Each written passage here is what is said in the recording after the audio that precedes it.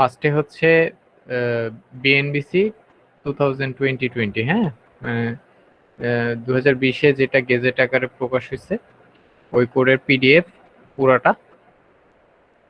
এরপরে খেয়াল করে দেখবেন যে একটা বুক দিয়েছি নিলসনের, হ্যাঁ, এটা হচ্ছে design of reinforce concrete structure, আরসিসির একদম কোর বই, হ্যাঁ, এটা না পড়লেই নয়, সব জায়গায় এটা ফলো করা হয়। আর আমার কোর্সের বেশিরভাগ সব জিনিসই এখান থেকে ফলো করা, সব প্রসিডিউর। একটা জিনিস হয়তো পার্থক্য ডিফারেন্ট থাকতে পারে, সেটা হচ্ছে যে বইটা দেয়া আছে আপলোড, মানে আমার কাছে যে বইটা আছে এটাই দিয়েছি, তো এটা হচ্ছে আপনাদের 14th এডিশন, হ্যাঁ। তো নিলসনের পরবর্তী বইগুলোতে আছে ইউনিট হয়তো ডিফারেন্ট হইতে পারে, হ্যাঁ, এসআই ইউনিটে চলে যেতে পারে, আগের গুলো হয়তো দেখা যাচ্ছে মেট্রিক ইউনিটে ছিল, পাউন্ড ইঞ্চ এগুলো, পরবর্তীতে দেখা যাচ্ছে এগুলোতে এখন মিলিমিটার, নিউটন এইগুলো থাকতে পারে, জাস্ট ইউনিটের ডিফারেন্স, ইউনিট কনভার্সন তো কোনো সমস্যা না। বাট ওভারঅল বাকি সবকিছু মোটামুটি সেম। হয়তো দেখা যাচ্ছে আগের এডিশনের বই যদি কেউ ফলো করে থাকেন আগে কখনো, তাহলে ওটা থেকে খুব বেশি পার্থক্য নাই, খুব খুব কমই আছে আর কি। তো এটাতে সমস্যা নেই, ওভারঅল এটাই ফলো করতে পারবেন, প্রবলেম নাই। এটা গেল বই, রেফারেন্স বই টোটালটা সবকিছু, ইভেন এটা তো reinforce concrete fundamental structure course, এর পরবর্তীতে যেটা আছে design of reinforce concrete structure 1 বা 2, হ্যাঁ, সেখানে এই কোর্সে তো আমি ফার্স্টে বলেছিলাম যে নর্মালি হচ্ছে ইউএসডি ডাব্লিউএসডি সিস্টেমের জন্য বিম প্লাস শেয়ার, এই টপিকগুলো। বিমের মধ্যে অনেক কিছু আছে, বিভিন্ন টাইপের বিম আছে। তো আহ, আপনার রেক্ট্যাঙ্গুলার বিম, টি বিম, রেক্ট্যাঙ্গুলার বিমের মধ্যে আবার হচ্ছে সিঙ্গলি রিইনফোর্স, ডাবলি রিইনফোর্স, টি বিমের মধ্যে সিঙ্গলি রিইনফোর্স, ডাবলি রিইনফোর্স। নর্মালি বিম নিয়েই আর কি কোর্সের সিলেবাস সাজানো। আর এর পরবর্তী যে কোর্সটা আছে design of reinforce concrete structure, সেখানে গিয়ে আপনারা বাকি কম্পোনেন্ট গুলো পাবেন, যেরকম কলাম, কলাম ডিজাইন, হ্যাঁ, কলামের মধ্যে short column design, cylinder column design. এরপরে পাবেন হচ্ছে স্ল্যাব ডিজাইন, স্ল্যাব ডিজাইনের ভিতরে আবার টাইপ আছে, one way slab design, two way slab design, এই জিনিসগুলো। তো এই নিলসনের যে বইটা দেয়া আছে আপলোড, এটাতে সবকিছু ওভারঅল আছে, চ্যাপ্টার ওয়াইজ, কলামের জন্য একটা চ্যাপ্টার, স্ল্যাব ডিজাইনের জন্য একটা চ্যাপ্টার, হ্যাঁ, লোড কম্বিনেশন, লোড ক্যালকুলেশন জন্য এরকম চ্যাপ্টার। বইটা খুলে দেখেন, খুবই সাজানো গোছানো আছে, পড়লেই বুঝবেন আর কি, সমস্যা নাই। আচ্ছা, এটা তো গেল সেকেন্ড। থার্ড দেখবেন লেকচার 1 বলে একটা পিডিএফ দেওয়া আছে, সেটা হচ্ছে আজকে যে পিডিএফটা আমি দেখাবো বা সেখান থেকে আলোচনা করব, সেই পিডিএফটা টোটালি দেওয়া আছে, এটা এখান থেকে ডাউনলোড করে নেবেন। আর এখন তো ক্লাস রেকর্ডিং দিয়েছি, এটা হচ্ছে ক্লাস রেকর্ডিংটা ফুলফিল হয়ে কমপ্লিটলি হয়ে ড্রাইভে আপলোড হতে একটু টাইম লাগে, হ্যাঁ। তো এটা যখন কমপ্লিট হয়ে যাবে, কমপ্লিট হয়ে গেলে তখন এই লেকচার 1 এর মধ্যেই লিংক দিয়ে আমি ওটা অ্যাড করে দিব, মানে লেকচার 1 এর ভিতর কেউ যদি ঢুকেন তখন তখন সেখানে দেখতে পাবেন যে পিডিএফটাও আছে প্লাস ভিডিও লিংকটাও শেয়ার করা আছে, তো ওখান থেকে দেখতে পারবেন, কিংবা কেউ যদি ডাউনলোড করে নিতে চান ডাউনলোডও করতে পারবেন। আচ্ছা, লাস্টলি আর একটা জিনিস দিয়েছি, সেটা হচ্ছে এসিআই 318 2008। এসিআই 318টা হচ্ছে আমেরিকান কংক্রিট ইনস্টিটিউটের কোড, তার একটা ভার্সন হচ্ছে 318। 318 এ নর্মালি হচ্ছে আরসিসি সমস্ত কিছু, মানে যেগুলো লাগবে ডিজাইনের ক্ষেত্রে সেইগুলো নিয়ে আলোচনা, মানে এসিআই এর অনেকগুলো কোড ভার্সন আছে, হ্যাঁ। কোনোটায় হচ্ছে স্টিল স্ট্রাকচার নিয়ে আলোচনা করছে, কোনোটা হচ্ছে স্টিল নিয়ে, কোনোটা হচ্ছে আপনার অন্য স্ট্রাকচার নিয়ে, হ্যাঁ, বিভিন্ন ভার্সনে বিভিন্ন রকম। তো 318টা হচ্ছে রিইনফোর্স কংক্রিট স্ট্রাকচারের কোড, এটা হচ্ছে 2008 এডিশন। এর পরবর্তী এডিশন গুলো হয়তো বেরিয়েছে, বাট আমার কাছে সেগুলোর কালেকশন নাই, হ্যাঁ, কোডগুলো, বইগুলো সবই হচ্ছে কিনতে হয় আর কি। তো নর্মালি আমার কাছে যেগুলো ছিল আমি এগুলো আপলোড করে দিয়েছি, এগুলো আপনারা ফ্রিতেই ওখান থেকে ডাউনলোড করে নিতে পারবেন। আর ফিউচার রেফারেন্সের জন্য রেখে দিতে পারেন, জিনিসগুলো খুবই হ্যান্ডি, কাজে লাগে যদি কেউ ডিজাইনে কাজ করেন বা ডিজাইন বুঝতে চান বা শিখতে চান। আচ্ছা, এটা গেল সোফার। এটা দেখে নিন, হ্যাঁ, সবাই যদি একটু কালেকশন রাখতে চান এভাবে নামায় নিয়ে রেখে দিন। আচ্ছা, 16 জন আসছেন। কার কোনো কোশ্চেন আছে এই ব্যাপারে?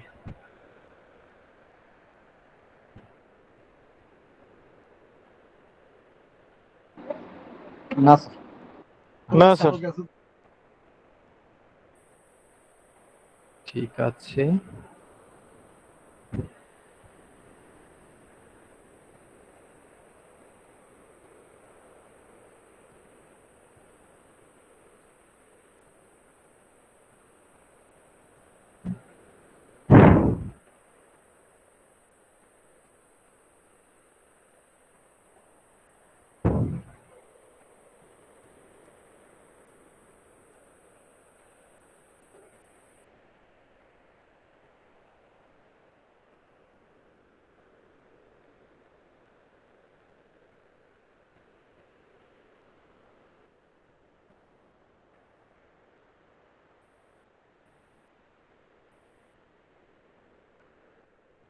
এটা হচ্ছে খুবই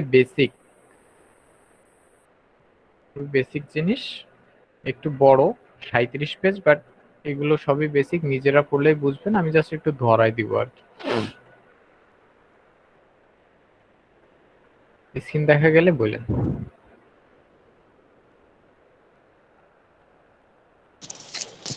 দেখা যায়।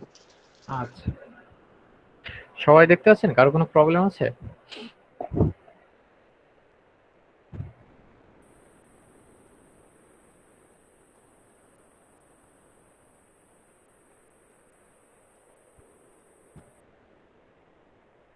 সবাই কি দেখতে পাচ্ছেন? জি স্যার। দেখা যাচ্ছে? জি স্যার। আচ্ছা, আজকে আছে খুবই ইন্ট্রোডাক্টরি জিনিসপত্র, হ্যাঁ, ডিজাইন অফ রিইনফোর্সড কংক্রিট স্ট্রাকচারের জন্য। এই পিডিএফটা হচ্ছে যেটা বললাম লেকচার 1-এ আপলোড করে দেওয়া আছে অলরেডি, ওখান থেকে গেলেই নামাতে পারবেন আর কি। আচ্ছা, নরমালি যখন রিইনফোর্স কংক্রিট স্ট্রাকচার বলতেছি, রিইনফোর্স কংক্রিট, হ্যাঁ, কংক্রিট দিয়ে কি বুঝি? নরমালি কংক্রিট হচ্ছে, আমরা সোজা বাংলা ভাষায় যদি বলি মশলা বলি অনেকে, হ্যাঁ, ঢালাইয়ের কাস্টিং এর জিনিসপত্র বলি, হ্যাঁ, কিন্তু অ্যাজ এ ইঞ্জিনিয়ার যদি আপনার কাছে কংক্রিটের সংজ্ঞা চাওয়া হয় তাহলে অনেকটা হবে এরকম যে concrete is a stone like material obtained from a mixture of cement, sand, gravel and water. এটা খুবই সাদামাটা ভাবে সংজ্ঞায়িত করা, যেখানে দেখতে পাবেন যে সিমেন্টটা হচ্ছে আমরা নর্মালি ইঞ্জিনিয়ারিং ভাষায় বলি বাইন্ডার ম্যাটেরিয়াল কংক্রিটের জন্য। বাইন্ডার ম্যাটেরিয়াল কেন বলতেছি? বাইন্ডার ম্যাটেরিয়াল এই কারণে বলতেছি যে সিমেন্টটা হচ্ছে সবকিছুকে বাইন্ড করে, আপনার কোর্স অ্যাগ্রিগেট, তারপর হচ্ছে ওয়াটার থাকে সেখানে, তারপর হচ্ছে ফাইন অ্যাগ্রিগেট থাকে, স্যান্ড, সেগুলোকে সবকিছুতে একসাথে বাইন্ড করে, এখানে সিমেন্টকে বলা হচ্ছে বাইন্ডার ম্যাটেরিয়াল, হ্যাঁ। আচ্ছা, এরপর হচ্ছে স্যান্ড যেটা, সেটাকে বলতেছি ফাইন অ্যাগ্রিগেট, হ্যাঁ। আচ্ছা, তারপরে খোয়া থাকে যেটা, গ্রাভেল হোক, সেটা খোয়াটা স্টোন চিপসের হোক কিংবা ব্রিক চিপস হোক, হ্যাঁ, ইট থেকে হোক, যেটাই হোক সেটাকে বলতেছি কোর্স অ্যাগ্রিগেট, হ্যাঁ। তো অন্যভাবেও সংজ্ঞাটা এভাবে দেওয়া যায় যে concrete is A mixture of binder material as cement, which binds the coarse aggregate, fine aggregate, and also with the help of water. যে যেরকম ভাবে সংজ্ঞায়িত করা যায়, তবে মোর অর লেস কংক্রিট হচ্ছে কি একটা মিক্সচার। কিসের মিক্সচার? সেখানে সিমেন্ট থাকবে, আপনার স্যান্ড থাকবে, কোর্স অ্যাগ্রিগেট থাকবে, either stone chips or brick chips or mix থাকবে দুইটার যে কোনো ভাবে, সাথে ওয়াটার। এছাড়াও মাঝে মধ্যে অনেক অন্য কিছু কেমিক্যাল ম্যাটেরিয়াল অ্যাড করা হয়, যেগুলোকে বলা হয় অ্যাডমিক্সচার। এই অ্যাডমিক্সচার গুলো এক একটা রকম এক এক রকম কাজ, হ্যাঁ। কিছু অ্যাডমিক্সচার আসে সেটা দিলে হচ্ছে কংক্রিটের সেটিং টাইমটা বাড়ায় দিবে, কিছু অ্যাডমিক্সচার আসে যে সেটা দিলে কংক্রিটের সেটিং টাইমটা কমায় দিবে। সেটিং টাইমটা কি? কংক্রিটটা শক্ত হতে যত টাইম লাগে, সোজা বাংলায়, হ্যাঁ। এটা কিন্তু ইঞ্জিনিয়ারিং ডেফিনেশন আবার আলাদা। ইঞ্জিনিয়ারিং ডেফিনেশনের ক্ষেত্রে আবার ওই যে টেস্টের মাধ্যমে সংজ্ঞায়িত করতে হয় আর কি, যে একটা পেন কতটুকু মানে কতটুকু পর্যন্ত ডুববে তার উপর বেস করে কত সময়ের মধ্যে, সেটা হচ্ছে সেটিং টাইম। সেটিং টাইম এর ভিতরে আবার অনেক কিছু আছে, initial setting time, final setting time, এগুলো যারা সাইটে কাজ করছেন তারা আরো ভালো বুঝবেন আর কি। বাট ওভারঅল হচ্ছে এই জিনিসগুলো মেইনলি হচ্ছে সিমেন্ট, ওয়াটার, অ্যাগ্রিগেট, সেটা ফাইন হোক এবং কোর্স হোক, আর সাথে যদি কোনো কখনো লেগে থাকে তাহলে অ্যাডমিক্সচার। Normal concrete. আচ্ছা, এখানে সিমেন্টের কিছু টাইপও দেওয়া আছে। সিমেন্ট নরমালি 1824 থেকে চলে আসতেছে, আমরা কাজ করি, অনেক হাই হয়, প্লাস সিমেন্টের সাথে যখন ওয়াটার অ্যাড করবেন তখন সেখানে হাইড্রেশন রিয়াকশন হবে। হাইড্রেশন রিয়াকশনে অনেক কি হিট প্রডিউস হয়। খেয়াল করে দেখবেন যারা সাইটে কাজ করছেন ঢালাইয়ের ক্ষেত্রে, যখনই হচ্ছে সিমেন্টের মধ্যে পানিটা দিচ্ছেন তখনই দেখবেন ওটা গরম হয়ে যাচ্ছে, হ্যাঁ। তো সেই হাইড্রেশন রিয়াকশনেরই একটা চিত্র দেওয়া আছে এখানে, C3S, হ্যাঁ, C2S, এগুলো হচ্ছে সবই কি আপনার ক্যালসিয়াম অক্সাইড, সিলিকন ডাইঅক্সাইডের ম্যাটেরিয়াল।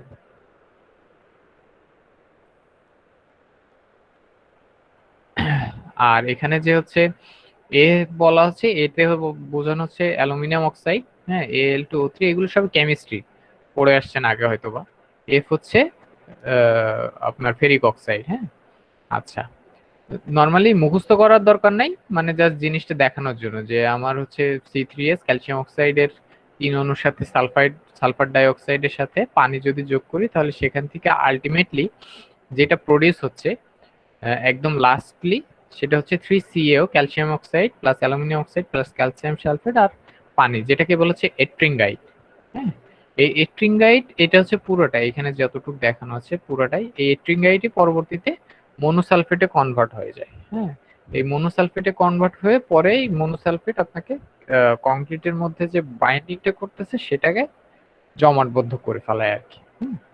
আচ্ছা, এটা মুখস্থর কিছু নাই, জাস্ট জানার জন্য। হ্যাঁ, আজকের ক্লাস থেকে কোশ্চেন আসার সম্ভাবনা খুবই কম, জাস্ট হচ্ছে বেসিক ইন্ট্রোডাকশন টাইপ জানার এবং বোঝার জন্য। কারো কোনো কোশ্চেন থাকলে করতে পারেন।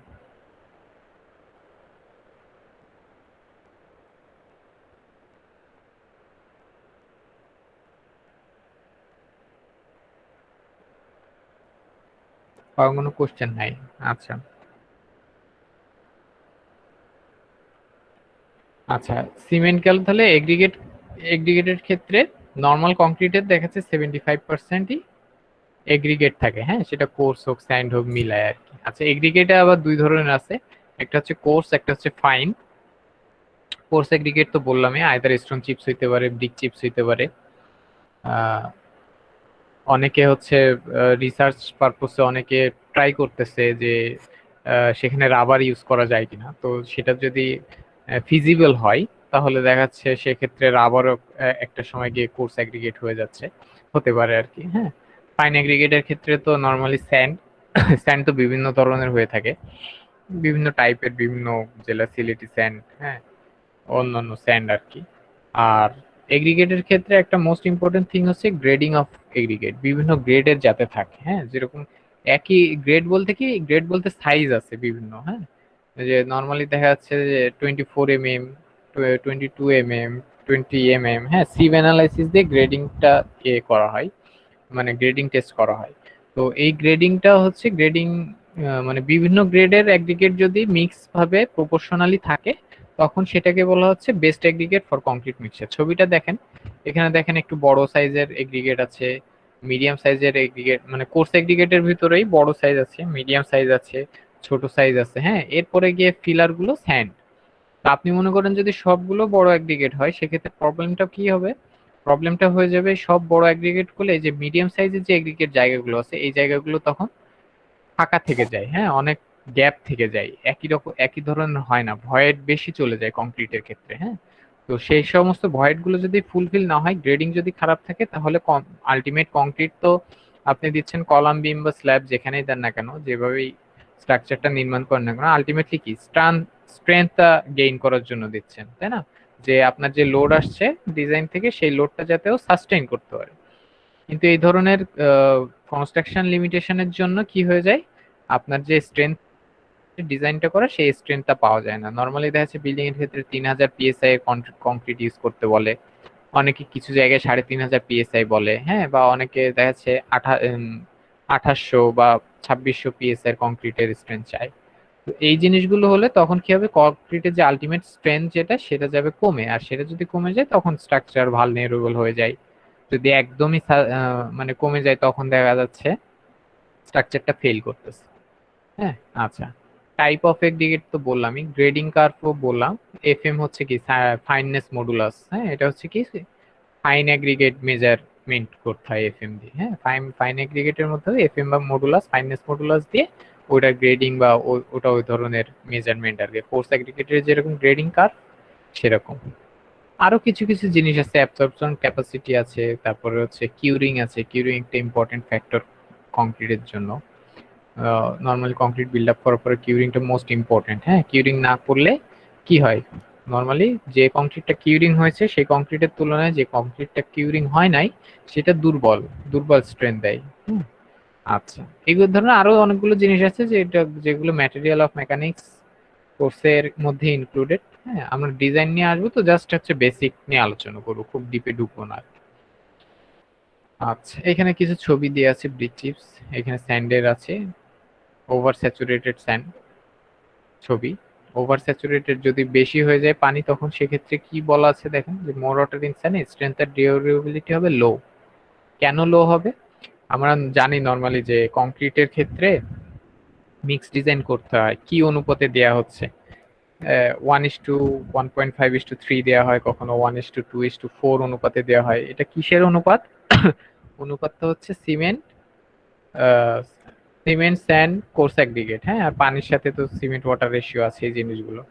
তো নর্মালি জিনিসটা হচ্ছে যে একটা প্রপোর্শন ওয়াইজ মেশাতে হয়। যেরকম আমরা নর্মালি যখন ইয়ে করতে যাই তখন ধরি 4 কলা বালুর সাথে 2 কড়া সিমেন্ট দাও আর 1 কড়া ইয়ে দিয়ে দাও, এরকম এই অনুপাতের কথা বলতেছি। যেটা সেটা হচ্ছে, এখন যদি মনে করেন যে স্যান্ডের মধ্যে অনেক বেশি পরিমাণ পানি অ্যাবজর্ব হয়ে থাকে, তখন সেটার প্রবলেমটা কি হবে, স্যান্ডের মধ্যে যে এক্সট্রা পানি থাকবে ওভার স্যাচুরেটেড স্যান্ডের মধ্যে, সেই পানিটা আপনার সিমেন্টের সাথে হাইড্রেশন কেমিক্যালের রিয়াকশনে অ্যাড হয়, হ্যাঁ, যেটা আপনার কি অনুপাতে ধরা নাই, তখন কি ওয়াটার সিমেন্ট যে রেশিওটা থাকে সেটা থেকে ওয়াটারের পরিমাণটা যায় বেড়ে। এই ওয়াটার সিমেন্ট রেশিও যখন আপনার বেড়ে যায়, সেক্ষেত্রে দেখা যাচ্ছে স্ট্রেংথ আর ডিউরেবিলিটি যেটা আপনার এক্সপেক্টেড হওয়ার কথা সেটা এক্সপেক্টেড থাকে। তো এই জিনিসগুলো একটু মাথায় রাখতে হয় কনস্ট্রাকশনের সময় আর কি। আচ্ছা, লাস্টলি হচ্ছে অ্যাডমিক্সচার। আচ্ছা, এই পর্যন্ত কারো কোনো কোশ্চেন আছে কিনা? না স্যার।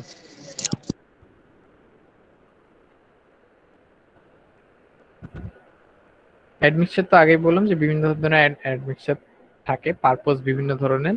নর্মালি হচ্ছে এখন হচ্ছে সিমেন্ট তো আসে ক্লিংকার থেকে। নর্মালি অ্যাডমিক্সচার ছাড়াও এই ক্লিংকারটাকে একটু রিপ্লেস করার চিন্তা ভাবনা করা হচ্ছে, এবং অলরেডি রিপ্লেসেবল ম্যাটেরিয়ালস আছে এবং বাজারেও অনেক বেশি চলে। হ্যাঁ, সেটা হচ্ছে ফ্লাই অ্যাশ। সিমেন্টের পুরোটা 100%, যেটা আমাদের অর্ডিনারি পোর্টল্যান্ড সিমেন্ট যেটা বলি টাইপো ওপিসি, এইটার সাথে ওপিসিতে হচ্ছে আপনার 100% ক্লিংকার দিয়ে সিমেন্টটা আসে, হ্যাঁ, কিন্তু ওপিসির সাম পার্সেন্টেজ যদি আপনার ফ্লাই অ্যাশ দিয়ে আপনার রিপ্লেস থাকে, দেখা যাচ্ছে যে 80% বা 65%, বাকি 35% সে ফ্লাই অ্যাশ দিয়ে, সে ধরনের টাইপও সিমেন্ট গুলো বাজারে আছে, বা আরো অনেক ধরনের সিমেন্টের টাইপও আছে। সেগুলো হচ্ছে বিভিন্ন ম্যাটেরিয়াল ডিস্ট্রিবিউশনের উপর ডিপেন্ড করে বিভিন্ন ধরনের নামকরণ করা আছে আর কি। তো ওই জিনিসগুলো এক একটা অ্যাডমিক্সচার বলা যাইতে পারে, হ্যাঁ, আর শুধু যে ফ্লাই অ্যাশ তা না, এখানে silica fume, rice husk, ash, wheat husk এগুলো ইউজ করা যাইতে পারে, বাট কমার্শিয়ালি নর্মালি আপাতত ফ্লাই অ্যাশটাই হচ্ছে ইউজ করা হচ্ছে, বাকিগুলো হচ্ছে না। আচ্ছা, ওয়ার্কেবিলিটি কংক্রিট এগুলো তো জানেন আমার জানা মতে। কম্প্রেসিভ স্ট্রেংথ, কিউরিং এর সাথে স্ট্রেংথ, এগুলো একটু দেখে নিয়েন। যদি কোনো কোশ্চেন থাকে করতে পারেন, এগুলো নিয়ে কোনো সমস্যা নাই। ওয়াটার সিমেন্ট রেশিও, নর্মালি এই জিনিসগুলো একটু মাথায় রাখা ভালো, যে হচ্ছে আমার কিউরিং যত ভালো হবে আমার কংক্রিটের স্ট্রেংথ ডিউরেবিলিটি তত ভালো হবে, আর যত কমবে তত কমে যাবে ডিউরেবিলিটি এবং স্ট্রেংথ, হ্যাঁ। আচ্ছা, ওয়াটার সিমেন্ট রেশিওর সাথে কি হয়, ওয়াটার সিমেন্ট রেশিও যত কম হয় কম্প্রেসিভ স্ট্রেংথ তত বেশি পাওয়া যায়, কিন্তু এটা আবার একেবারে কম দিলে হবে না। হ্যাঁ, এটার সাথে কি আমার সিমেন্টের হাইড্রেশন রিয়াকশন সংযুক্ত আছে, যে সিমেন্টের হাইড্রেশন রিয়াকশনের জন্য ন্যূনতম একটা ওয়াটার আপনাকে দিতেই হবে, কিংবা হচ্ছে যদি কম ওয়াটার দেন সেক্ষেত্রে কি খুব তাড়াতাড়ি বাইন্ড করে যাবে। এই জিনিসগুলো মাথায় রেখে নর্মালি একটা ফিজিবল ওয়াটার সিমেন্ট রেশিওতে আনা হয়, নর্মালি 0.45 0.55 এরকম হয়ে থাকে আর কি। আচ্ছা,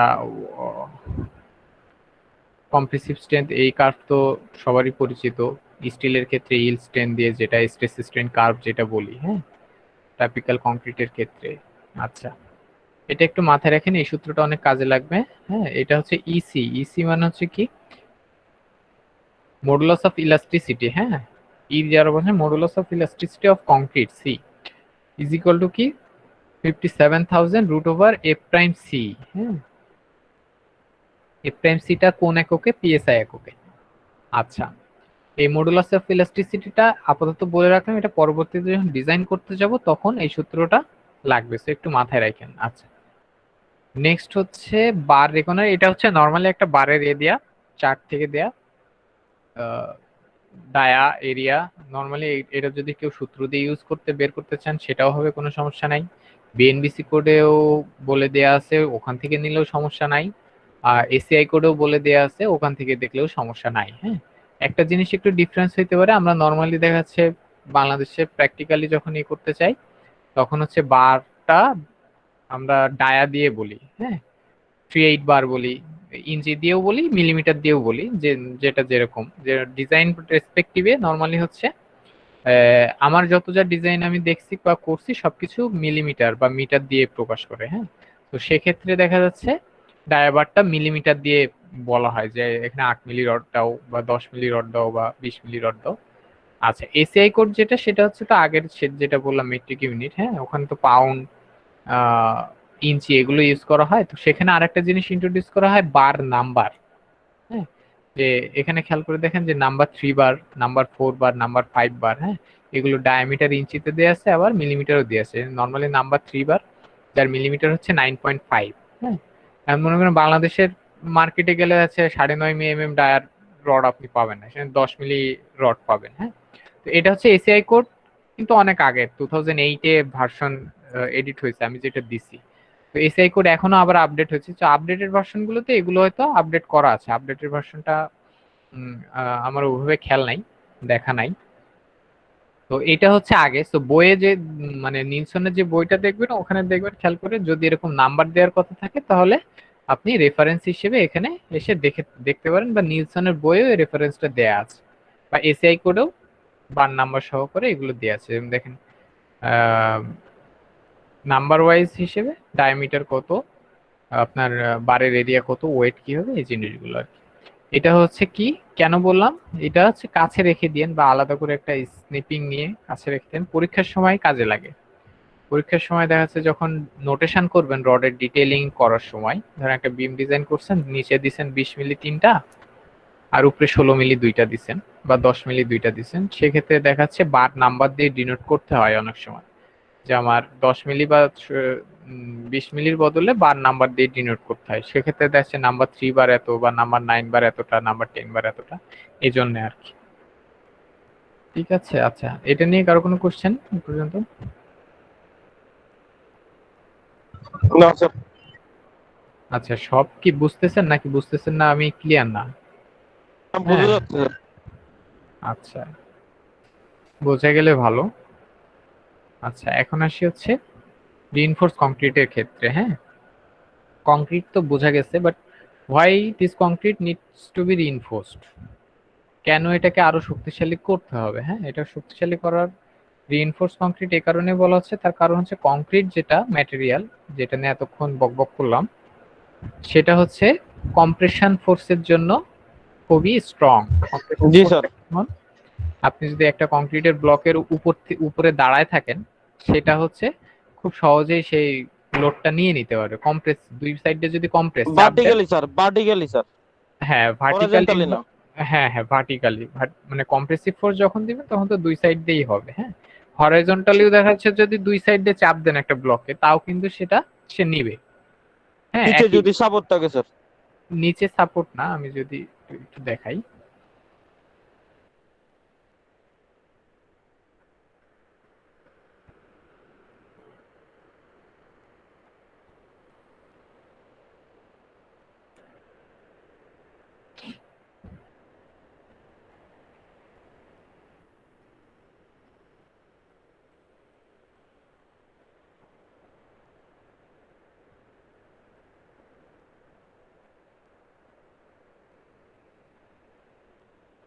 আর এটা তো কিউবের ক্ষেত্রে এক নিয়ম আর সিলিন্ডারের ক্ষেত্রে এক নিয়ম। আর যদি নিয়ম ক্যাস্টারে আলাদা বাট বেসিক হচ্ছে একই। হ্যাঁ, জি স্যার। বেসিকটা হচ্ছে কি, বেসিকটা কি, যদি এরকম একটা ব্লক থাকে, হ্যাঁ এটার স্যার, উপরে এটা যদি থেকে নেওয়া যাবে। Compressive force then, either this type or এইভাবেও দিতে পারেন, তখন আর কি এই দুইটা থাকবে না। জি স্যার, দুইটার কিউবের ক্ষেত্রেই, ক্ষেত্রে। হ্যাঁ দুইটার ক্ষেত্রেও অনেক স্ট্রং, হ্যাঁ ও রেজিস্ট করতে পারে এই ফোর্সটা। বাট জি sir. Similar kind of force যদি উল্টা দেন, মানে টেনশন দিয়ে দেন, টেনশনের ক্ষেত্রে স্যার। এটা সাডেন ক্রাশ করে যাবে। হ্যাঁ, এটা হচ্ছে মানে নর্মাল জিনিসটা হচ্ছে কি, কংক্রিট হচ্ছে কম্প্রেশন ফোর্সের জন্য অনেক স্ট্রং, বাট টেনশন ফোর্স নিতে পারে না। একদমই যে পারে না তা না, খুবই মানে ওর কম্প্রেসিভ ফোর্স নেওয়ার ক্যাপাবিলিটির তুলনায় টেনশন ফোর্স নেওয়ার ক্যাপাবিলিটি খুবই নগণ্য। হ্যাঁ, আচ্ছা, তো এই কারণেই কংক্রিটের ভিতর কি করা হয়, টেনশন ফোর্স নেওয়ার জন্য রড ঢোকানো হয়। হ্যাঁ, এই রডগুলো জি কি করে, স্টিলের রড, এই রডগুলো হচ্ছে কংক্রিটের যে টেনশন ফোর্স আছে সেই টেনশন ফোর্সটা নিতে পারে। টেনশন ফোর্স কিভাবে, এখন কোশ্চেন আসতে পারে যে স্যার টেনশন ফোর্স কিভাবে আসতেছে। মনে করেন এটা একটা কলাম, আর এটার সাথে এটা একটা আর একটা কলাম, এই কলামের উপর আপনি একটা স্ল্যাব বসাই দিচ্ছেন। হ্যাঁ, এটা যদি ক্রস সেকশন দেখি নরমালি, তাহলে হচ্ছে স্ল্যাবের ক্রস সেকশনটা ধরুন মনে করেন এরকম দেখবো আমি। হ্যাঁ, আচ্ছা, এখন এই স্ল্যাবটা যদি হয় নরমালি স্ল্যাবের এখানে কি হচ্ছে, দাঁড়ান আমি একটু মাঝখানে নিয়ে আসি। এটা যদি একটা স্ল্যাব হয়, স্ল্যাবের তো এখানে সাপোর্ট আছে, এখানে একটা কলাম দিছেন আর এখানে একটা কলাম আছে। আচ্ছা, মাঝখানে তাহলে কি স্ল্যাবের উপর তো লোড আসবে উপরে, সেটা লাইভ লোড থাক, স্ল্যাবের একটা ডেড লোড আছে, তাই না? তাহলে এই স্ল্যাবটা কি করবে নরমালি চিন্তা করে দেখেন, একটা কাগজের উপর যদি এরকম আপনি এখানে যদি পেন্সিল দিয়ে একটু চাপ দেন, তাহলে কাগজটা কি এরকম বেঁকে যাওয়ার ট্রাই করবে। স্ল্যাবের ক্ষেত্রেও সেম, যে এই স্ল্যাবটা এরকম ভাবে বেঁকে যাওয়ার ট্রাই করে। আচ্ছা, এখন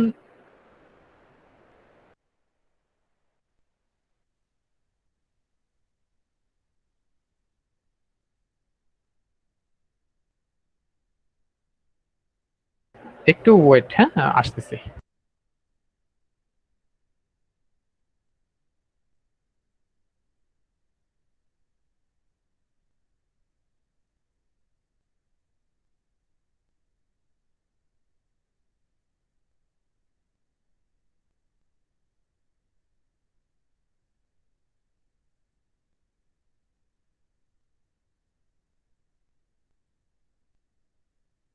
আচ্ছা, তো সেটা যদি হয়, হ্যাঁ, সেটা হলে কি হবে দেখেন, উপরের যে পোর্শন, হ্যাঁ, উপরের পোর্শন নরমালি চিন্তা করে দেখেন, এই পোর্শনটা কি কম্প্রেস হয়ে গেছে। উপরের পোর্শন লেন্থ ওয়াইজ যদি চিন্তা করেন যে আগে এরকম একটা ছিল, এটাতে যদি উপরে থেকে চাপ দেন তাহলে কি হয়ে গেল, বেঁকে গেলে উপরের পোর্শনটা কম্প্রেশন, হ্যাঁ, মানে এই জায়গাটুকু কম্প্রেসিভ হয়ে গেল, আর যে নিচের জায়গাটুকু সেটা দেখেন টেনশন হয়ে গেল। হ্যাঁ, জি স্যার। আচ্ছা, তাহলে কি নিচে হচ্ছে কি টেনশন জেনারেট করতেছে এই স্ল্যাবে। এই কারণে কি করা হয়, সবসময় খেয়াল করে দেখবেন রড সবসময় নিচের দিকে প্রোভাইড করা হয়। রডের ডিটেলিং যারা করছেন বা যারা শুনছেন অনেকে, স্ল্যাবের ক্ষেত্রে রড নিচের দিকে করা হয়। এখন তাহলে কথা বলতে পারেন যে স্যার সাইটে তো দেখছি যে রড নিচেও দিছে আবার রড উপরেও দিছে। হ্যাঁ, তাহলে যদি টেনশন নিচের দিকেই গভর্ন করে, নিচের দিকে একটা স্ল্যাবের টেনশন হয়, তাহলে সেক্ষেত্রে স্যার উপরে রড দেয়া কেন? তখন হচ্ছে জিনিসটা কি, মানে ডাবল কম্প্রেসিভ লোডের কারণে বিভিন্ন ধরনের পজিটিভ এবং নেগেটিভ বেন্ডিং মোমেন্ট সৃষ্টি হয়। এটা হচ্ছে দেখাবো পরবর্তীতে, হয়তো স্ল্যাব অনুযায়ী ওইভাবে হবে না, বাট বিমের ক্ষেত্রে হালকা দেখাতে পারি। যে কোর্স পরবর্তীতে যেসব কোর্সগুলো পাবেন সেখানে দেখতে পাবেন জিনিসটা। তো ওই মোমেন্ট গুলো রেজিস্ট করার জন্য তখন উপরে রড প্রোভাইড করতে হয়। হ্যাঁ, আচ্ছা, তাহলে সোফার হচ্ছে কি normally concrete is strong in compression আর উইক ইন টেনশন, আর এটার কারণেই হচ্ছে আমাদের কংক্রিটের ক্ষেত্রে শুধু কংক্রিট ইউজ করলে হয় না, আমাদের স্টিলও ইউজ করতে হয়। ঠিক আছে, আচ্ছা একটু ওয়েট করবেন, আমার একটা কল আসছে, হ্যাঁ আমি একটু রিসিভ করে নিই। জি স্যার।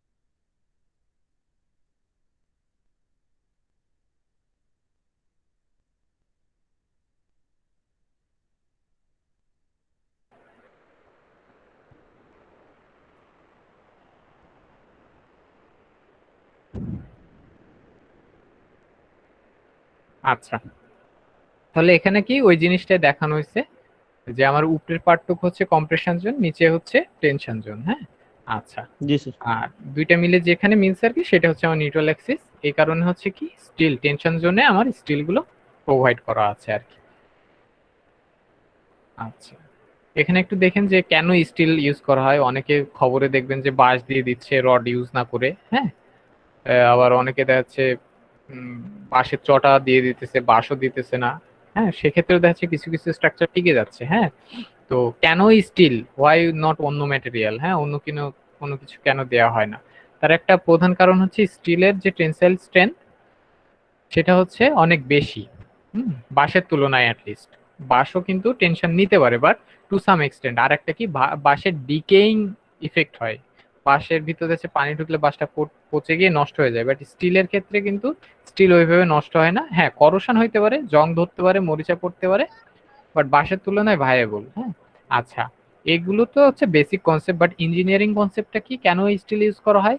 ইঞ্জিনিয়ারিং কনসেপ্টের মেইন রিজনটা হচ্ছে থার্মাল এক্সপেনশন। হ্যাঁ, আপনি চিন্তা করেন যে একটা জিনিসের ভিতর আরেকটা জিনিস ঢুকায় দিচ্ছেন আপনি, কংক্রিটের মধ্যে রডটা আছে। এখন টেম্পারেচার তো আমাদের দেশে বাড়ে কমে, হ্যাঁ এটা দেখা যাচ্ছে অত ওইভাবে বাড়ে কমে না, দেখা যাচ্ছে গরমকালে হাইয়েস্ট গেলে 36 থেকে 40 ডিগ্রি পর্যন্ত যায়, আর শীতকালে কমে গেলে হাইয়েস্ট 15, মানে মোরলেস 15 থেকে 40 ডিগ্রির মধ্যে ওঠানামা করে, যেটা হচ্ছে কি খুবই কম রেঞ্জের একটা। কিন্তু চিন্তা করে দেখেন অস্ট্রেলিয়াতে কি হয়, ইভেন 55 ডিগ্রি 56 ডিগ্রি টেম্পারেচারও চলে যায়। হ্যাঁ, ওদের সামারে। আবার যদি হচ্ছে একটু নর্দার্ন কান্ট্রি গুলোর দিকে যান, ইউরোপিয়ান বলেন কিংবা ইউএসএ কানাডা, এগুলোতে কি হয় আপনার উইন্টারে মাইনাসে চলে যায়, -20 ডিগ্রি -40 ডিগ্রি। হ্যাঁ, আবার সামার আসলে ঠিকই 25 30 ডিগ্রি 35 ডিগ্রি এরকম চলে যায়। তো ওদের টেম্পারেচার রেঞ্জটা হচ্ছে -40 টু +40। হ্যাঁ, যেটা হচ্ছে একটা হিউজ রেঞ্জ, এবং বিভিন্ন ধরনের ইফেক্ট করে, যে মাইনাসের নিচে গেলে স্নোফল হচ্ছে। হ্যাঁ, হিউমিডিটি কমে যাচ্ছে, অনেক কিছু ডিপেন্ড করে। সো এখন টেম্পারেচারটা নিয়ে কেন বলতেছি, টেম্পারেচারের কারণে আমরা জানি এক্সপেনশন হয়। হ্যাঁ, বাসায় আগে কামার যখন গরম লোহায় বাড়ি দিয়ে দেখছে, হ্যাঁ বাড়ি দিয়ে বটি বানাইতেছে, তখন হচ্ছে কি থার্মাল এক্সপেনশন। হ্যাঁ, যদি যখন ওটাকে টেম্পারেচার দিয়ে হিট দিয়ে গরম করবেন, সেটা এক্সপেনশন হবে, ইচ্ছে করলে লম্ব প্রসারণ হবে। হয় স্যার, হ্যাঁ, প্রসারণ প্রসারণ হয়। হবে। হ্যাঁ, তো সেটাই হচ্ছে, এখন চিন্তা করেন যে দুইটা কম্পোজিট আছে, শুধু আমার রড আছে একটা, বেড়ে গেলে সমস্যা নেই, কিন্তু মনে করেন কংক্রিটের মধ্যে যদি রডটা বড় হইতে থাকে, প্রসারণ হইতে থাকে, তাহলে কি কংক্রিট ফেটে যাবে। আবার মনে করেন কংক্রিটের মধ্যে রড আছে, কংক্রিট বড় হয়ে যাচ্ছে, তখন কি হবে? কংক্রিট সেক্ষেত্রে কি রডের সাথে করে একই সাথে ফেটে যাবে, তাই না? মানে দুইটার সাথে, মানে দুইটার মধ্যে একটা যদি ওঠানামা করে, তখন কি হবে? অন্যটা ফেল করে যাবে। হ্যাঁ, তো সেক্ষেত্রে কি স্টিল আর কংক্রিটের থার্মাল এক্সপেনশন কোএফিসিয়েন্ট যেটা, সেটা হচ্ছে খুবই ক্লোজ। হ্যাঁ, যেটা নেগলিজিবলই বলা যায়। যেরকম দেখেন এখানে রেঞ্জটা দিয়ে আছে যে 5.5 to 7.7 into 10⁻6 per degree Fahrenheit. হ্যাঁ, মানে 1 ডিগ্রি ফারেনহাইট বাড়লে, say for example 5.5 into 10⁻6 millimetre বা মিটার যেটাই বলেন, এই ক্ষুদ্র পরিমাণ কংক্রিট বাড়ে, সেখানে স্টিল বাড়ে হচ্ছে 6.5, যেটা হচ্ছে কংক্রিটের রেঞ্জের মধ্যেই আছে। মানে দুইটা একই সাথে বাড়ে অথবা দুইটা একই সাথে কমে। হ্যাঁ, এই যে সিনক্রোনাইজেশন, এটা হচ্ছে খুবই ক্লোজ। হ্যাঁ, যে কারণ হচ্ছে স্টিল আর কংক্রিটের যে বন্ডিং যেটা, সেটা খুবই ভালো হয় আর কি। একই সাথে বাড়ে, একই সাথে কমে, তো আর ক্লোজ। এটা অন্য ম্যাটেরিয়ালের ক্ষেত্রে ওইভাবে প্রযোজ্য না। এই কারণে হচ্ছে কংক্রিটের মধ্যে নর্মালি স্টিলই ইউজ করা হয় অ্যাজ এ রিইনফোর্সমেন্ট। আর একটা জিনিস কি, গুড বন্ডিং। হ্যাঁ, খুব ভালো একটা বন্ডিং হয়। অনেকে ডিফর্ম বার ইউজ করে, ম্যাক্সিমাম ক্ষেত্রে ডিফর্ম বার ইউজ করে। ডিফর্ম বার ইউজ করলে কি হয়, কংক্রিটের সাথে রডটা স্লিপ করে না, স্লিপ কেটে যায় না, খুব ভালোভাবে বন্ডিং হয়। বন্ডিং স্ট্রেংথের জন্য একটা এক্সট্রা স্ট্রেংথ পাওয়া যায়। যেটা হচ্ছে আপনি নর্মাল যদি ব্যাম্বো ইউজ করেন, সেক্ষেত্রে এই বন্ডিং স্ট্রেংথটা আসবে না। এই বন্ডিং স্ট্রেংথটা কিন্তু এক্সট্রা লোড ক্যারি করার ক্ষমতা রাখে আর কি। আচ্ছা, আর একটা জিনিস কি, কংক্রিটের মধ্যে যদি রড ঢোকান, তাহলে রডের কি বললাম যে একটাই ডিকিং পজিশন, সেটা হচ্ছে কি মরিচা বা করোশন। কোনোভাবে যদি ওয়াটার ইনক্লুড হয়ে যায় ভিতরে, সেক্ষেত্রে স্টিলে কি আপনার মরিচা পড়বে। সেক্ষেত্রে দেখা যাচ্ছে কি কংক্রিট একটা প্রোটেকশন ফিল্ম তৈরি করে, যেটা হচ্ছে স্টিলের উপর ওই পানি যদি কোনোভাবে ঢুকেও, আইদার যখন কাস্টিং করা হচ্ছে ওই সময়, কিংবা অন্য সময়ে কংক্রিট লিকেজ করে বৃষ্টির পানি ঢুকতেছে চুয়ে চুয়ে, হ্যাঁ অনেকটা ড্যাম্পিং কন্ডিশন যেটা বলি, তো ও ক্ষেত্রে সেই পানিটা হচ্ছে রডের গায়ে পর্যন্ত পৌঁছাতে পারেন। কংক্রিট একটা প্রোটেকশন লেয়ার বা প্রোটেকশন ফিল্ম ডেভেলপ করে। হ্যাঁ, এটা হচ্ছে টু সাম এক্সটেন্ট, হ্যাঁ কিছু পরিমাণ বা কিছু দিন পর্যন্ত। কিন্তু হচ্ছে কন্টিনিউয়াস পানি ঢুকতেছে, সেক্ষেত্রে কিন্তু এই প্রোটেকশন ফিল্মটা বেশি দিন লং লাস্টিং করে না আর কি। আচ্ছা, আর একটা জিনিস হচ্ছে কি, যে কংক্রিটের যে স্ট্রেন লেভেল আছে, যেখানে ক্রাস্ট করে কংক্রিট 0.002 to 0.003, সে সময় স্টিলটা ইল্ড করে। স্পিল করে যায়। এই সিনক্রোনাইজেশনটা one of the major importance factor আর কি, যে কারণে হচ্ছে স্টিল রিইনফোর্সমেন্ট হিসেবে কংক্রিটের মধ্যে ইউজ করা হয় আর কি। আচ্ছা, কারো কোনো কোশ্চেন আছে কিনা? না স্যার। না স্যার।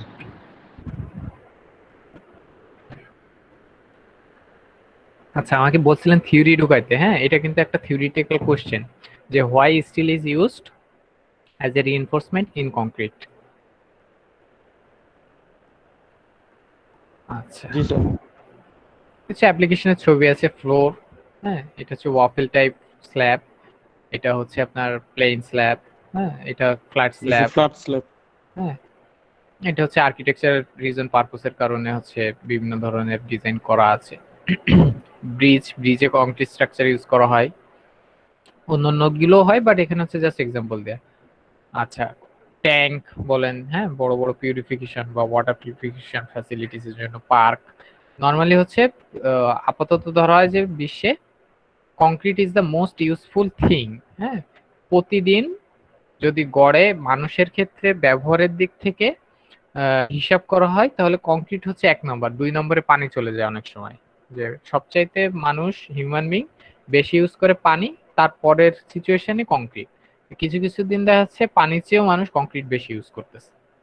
হ্যাঁ, আচ্ছা, এগুলো জাস্ট মেয়ারলি কিছু ছবি যেখানে হচ্ছে কংক্রিট স্ট্রাকচারে নর্মাল ইউজ করা হয়েছে। নর্মালি তো আমরা প্রত্যেকদিন ইউজ করি।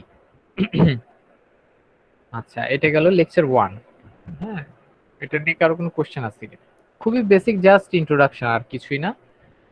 সমস্যা হওয়ার কথা না, যে একটু স্টাডি করেন, যদি কোনো কোশ্চেন আসে আমাকে করতে পারেন, নেক্সট ক্লাসে শুরুতে কোশ্চেন করে ফেলতে পারেন। আচ্ছা, লেকচার স্যার, 2 তে হচ্ছে আমরা নরমালি ডাব্লিউএসডি ইউএসডি সিস্টেমের জন্য ইন্ট্রোডাকশন, যেটা ডাব্লিউএসডি সিস্টেম কি, ইউএসডি সিস্টেম কি, হয়তো অনেকে জানেন, হয়তো অনেকে জানেন না, বাট আমি একটু ডিসক্রাইব করে এটা একটা দেখাবো।